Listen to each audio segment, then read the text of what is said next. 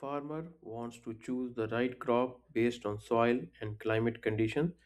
Instead of hard coded rules and if else logic, machine learning learns from the historical data and predicts the best crop. In this project, I built an end to end MLOps system on Google Cloud for crop recommendation. Users enter soil pH, nutrients, moisture, and temperature, and the system predicts one recommended crop. I am demonstrating with the public data set, but the same inputs can come from IoT sensors. Before production, I tested multiple classification algorithms in Google Colab using accuracy and F1. Tree based model performed best on this tabular dataset. After tuning, XGBoost and CatBoost were top performer, so I designed the pipeline to support XGBoost and CatBoost.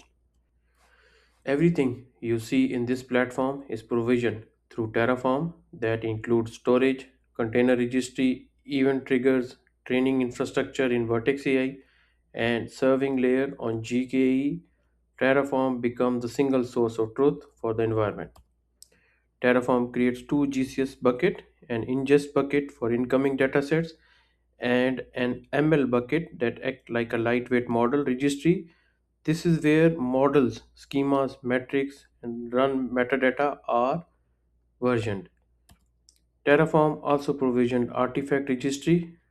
It stores Docker image for both the trainer and the API. So every run uses a version reproducible container image. The platform is event driven. When a dataset lands in the ingest bucket, event ARC detects the object finalize event and triggers a Cloud Run service. Cloud Run acts as the dispatcher. It doesn't train, it only starts the training job. Vertex AI custom jobs run the training workload. The job pulls the trainer image from artifact registry, read the dataset from GCS, run pre-processing and training, evaluate metrics, and then publish all artifacts back to the ML bucket.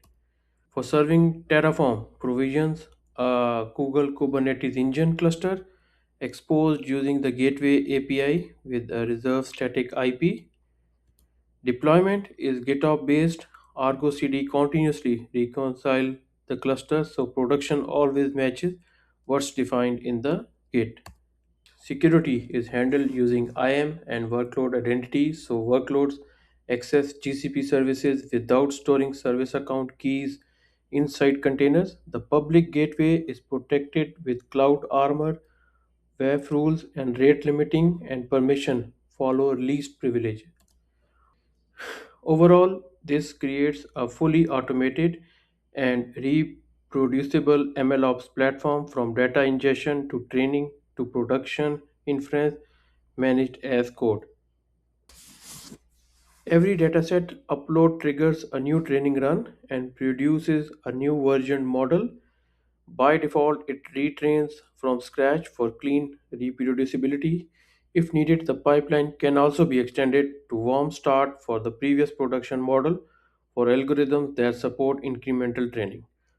Here's the working UI. It loads the current model info from the API, and when I enter values and click recommended crop, the fast API endpoint returns one predicted crop wheat based on the trained model. Model training is controlled by Hydra configuration. Switching between XGBoost and CatBoost is only a YAML change, no training code change. Hydra also help reproducibility by saving the effective config for each run. When I push changes to GitHub Actions build the API and trainer Docker images. Those images are pushed to Artifact Registry, then Cloud Run, Vertex AI, and Google Kubernetes engine pull the exact image version they need, making the pipeline consistent and repeatable. Now, the event driven training flow. I upload a dataset to the ingest bucket. As soon as the object is finalized, event ARC detects that event. Event ARC calls the Cloud Run trigger service, which creates a run ID and starts a Vertex AI custom job. passing the dataset location as parameter. Inside Vertex AI, the pipeline runs prepare raw, make features, train, evaluate, and finally publish model which packages and upload the artifacts. Artifacts are saved in two locations of ML bucket, a version run folder for history and traceability, and a production folder for the latest active model. Because everything is config driven, I can switch from XGBoost to CatBoost by changing YAML, rebuild the trainer image, upload new data, and the pipeline train and publish the new production model automatically. The UI and the API pick up the latest model without manual redeploy steps.